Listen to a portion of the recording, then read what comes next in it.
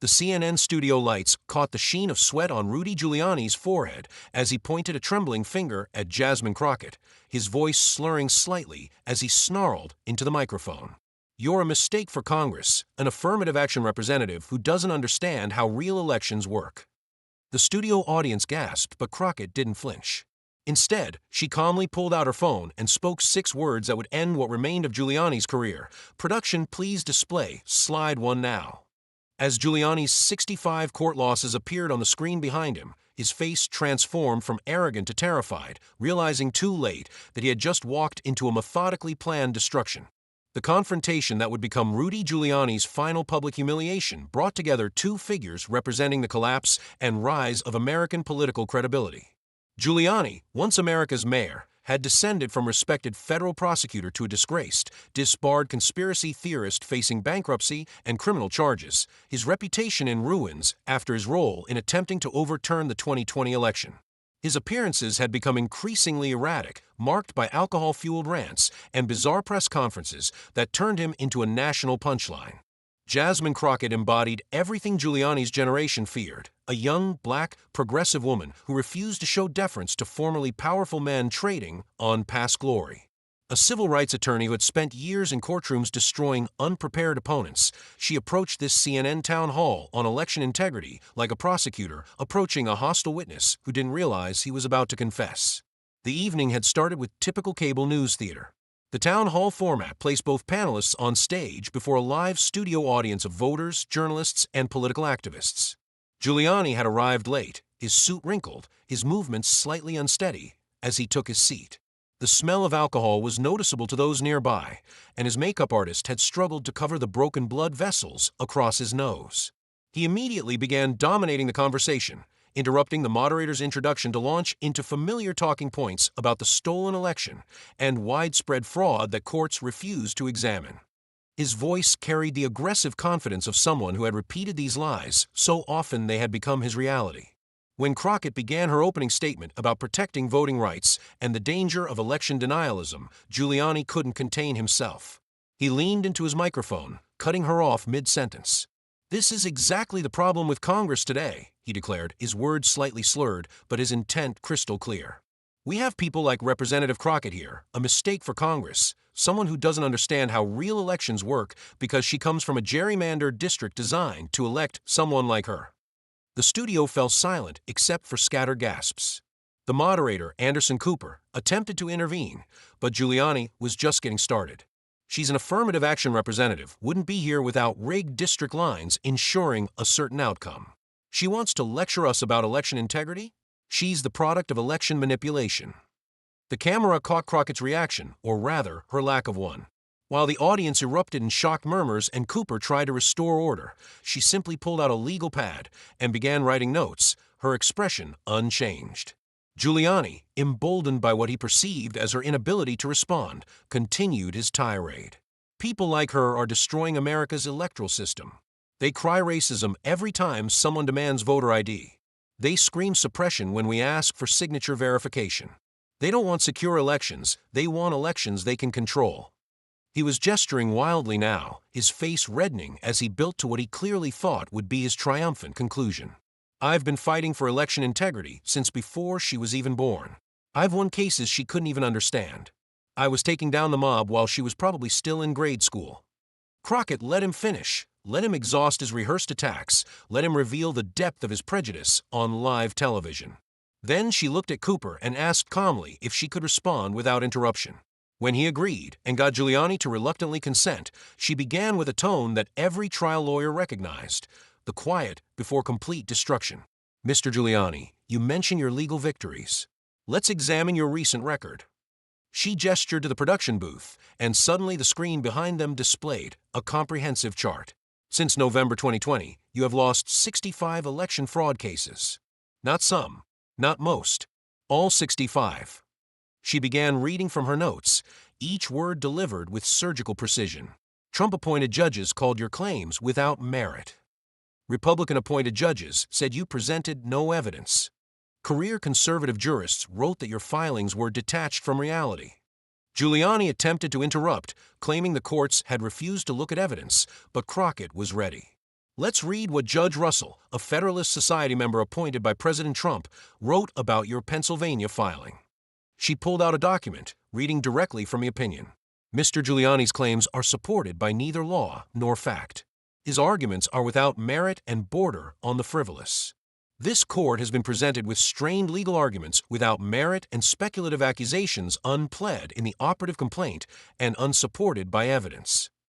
She looked up at Giuliani, whose face had gone from red to pale. That's not my opinion, Mr. Giuliani. That's a Trump judge describing your work. The audience was completely silent now, sensing they were witnessing something historic. Crockett continued methodically through the list, reading devastating excerpts from opinion after opinion. Federal judges, state judges, Supreme Court justices, all rejecting Giuliani's claims in increasingly harsh language. With each quote, Giuliani seemed to shrink in his chair, his earlier bravado evaporating. When he tried to deflect by mentioning affidavits from poll watchers, Crockett pulled out another document. You mean like the affidavit from Jesse Jacob in Michigan, who you claimed witnessed fraud? The one where she later admitted under oath that she had actually seen nothing illegal, and you had pressured her to sign statements she knew were false. The first major twist came when Crockett revealed she had obtained Giuliani's bankruptcy filings, documents he had fought to keep sealed. Mr. Giuliani, you filed for bankruptcy claiming you couldn't pay the $148 million judgment to Ruby Freeman and Shay Moss, the election workers you defamed. But these documents show something interesting. She held up the papers, multiple tabs marking key sections. 3 days before filing for bankruptcy, you transferred $2.7 million to a shell company in Delaware. The week before that, another $1.8 million to an LLC in Florida. You had nearly $10 million in assets while telling the court you were destitute. The audience gasped as she continued. You claimed poverty while keeping your $6 million Manhattan apartment, your Florida condo, and valuable memorabilia you've been secretly selling through intermediaries. Giuliani's hands were shaking now, whether from rage or withdrawal was unclear. He accused Crockett of lying, of fabricating documents, but she was already pulling up bank records on the screen. Transfer after transfer, shell company after shell company, a clear pattern of asset hiding that would constitute bankruptcy fraud. These aren't my accusations, Mr. Giuliani. These are your bank records, obtained through legal discovery in your bankruptcy proceedings.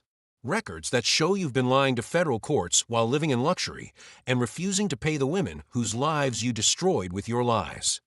The devastating climax began when Crockett revealed she had something even more damaging, recordings from Giuliani's own podcast, episodes he thought had been deleted but which had been preserved by listeners.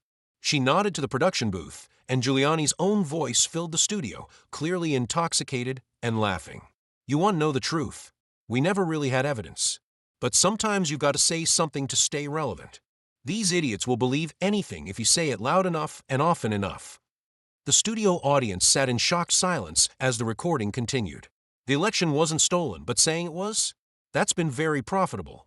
Very, very profitable. Trump's supporters, they're like ATM machines. You just push the right buttons and money comes out. Giuliani jumped to his feet, shouting that the recordings were fake, doctored, taken out of context. But Crockett had more. Another recording played, this one from a private fundraiser where Giuliani didn't know he was being recorded. Ruby Freeman and her daughter? They're going to be paying me for the rest of their lives. Well, they would be if I hadn't protected my assets. Thank God for good lawyers and shell companies, right? The laughter on the recording was unmistakably his, the callous cruelty undeniable. The audience began booing, some shouting shame, as Giuliani's face turned purple with rage. It was then that Giuliani made his final fatal error. Standing at his podium, swaying slightly, he pointed at Crockett and shouted loud enough for everyone to hear without the microphone. You're nothing. A nobody. An affirmative action diversity hire who wouldn't even be here if you were white. What court have you ever won a case in? What legal victory can you claim? You're not a real lawyer. You're just a token. The studio fell completely silent, even Cooper too shocked to immediately respond. Crockett stood slowly, walked to the center of the stage, and delivered the response that would end Giuliani's public life. Mr. Giuliani, let's compare our legal records. I've won more cases this year than you have in the last decade. I still have my law license in every state where I'm admitted to practice. You've been disbarred in New York and D.C., with more states pending. I've never been indicted for RICO, never been found liable for defamation, never had to declare bankruptcy to avoid paying my victims. I've never held a press conference at a landscaping company next to a sex shop, never had hair dye run down my face on live television, never been caught on film with my hands down my pants in a hotel room with someone I thought was underage. She paused, letting each humiliation land before continuing. You asked what courts I've won in. All of them that would still let you through the door. The difference between us isn't our color, Mr. Giuliani. It's that I'm still a lawyer, and you're just a defendant. I'm building my career on truth and justice, while you destroyed yours with lies and liquor. I stand before courts with evidence and arguments, while you can't stand at all without a drink. You called me a token, but you're the one who sold his soul for Donald Trump's approval and a few dollars from people you helped deceive.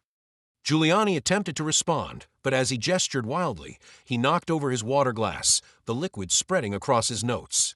He stumbled trying to avoid the spill, caught himself on the podium, and then, in a moment that would be replayed millions of times, stormed off the stage while still wearing his microphone. His muttered expletives were broadcast live as he crashed into a production assistant, nearly falling before disappearing behind the curtain. The camera stayed on Crockett, who calmly returned to her seat, straightened her papers, and asked Cooper, should we continue with the discussion on election integrity, or should we wait for Mr. Giuliani to return? The split screen showing her composed face next to Giuliani's empty, overturned chair became the defining image of the night.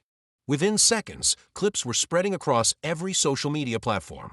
Hashtag Crockett destroys Giuliani trended globally before the town hall had even ended. The video of Giuliani calling her an affirmative action diversity hire, followed immediately by her systematic destruction of his entire existence, became the most watched political clip of the year.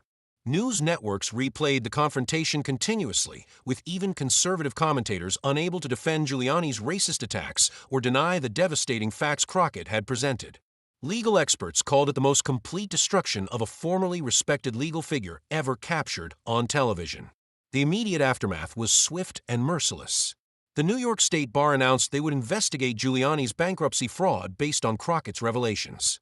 The Department of Justice opened an inquiry into his hidden assets. Ruby Freeman and Shay Moss's attorneys filed emergency motions to freeze the shell companies Crockett had exposed. 3 more states announced expedited disbarment proceedings. Giuliani's remaining legal clients abandoned him within hours. His podcast was canceled, his remaining speaking engagements evaporated, and even Trump, the man Giuliani had destroyed himself for, released a statement distancing himself from his former attorney. Conservative media figures who had continued to platform Giuliani despite his descent into conspiracy theories finally cut ties completely. The recordings of him admitting he never had evidence and calling Trump supporters ATM machines destroyed any remaining credibility with the base he had spent years cultivating. Republican politicians who had stood by him through his various humiliations finally abandoned him, recognizing the toxic liability he had become. Within days, Giuliani had gone from a declining but still present media figure to a complete pariah, unable to find a platform anywhere outside the darkest corners of the internet.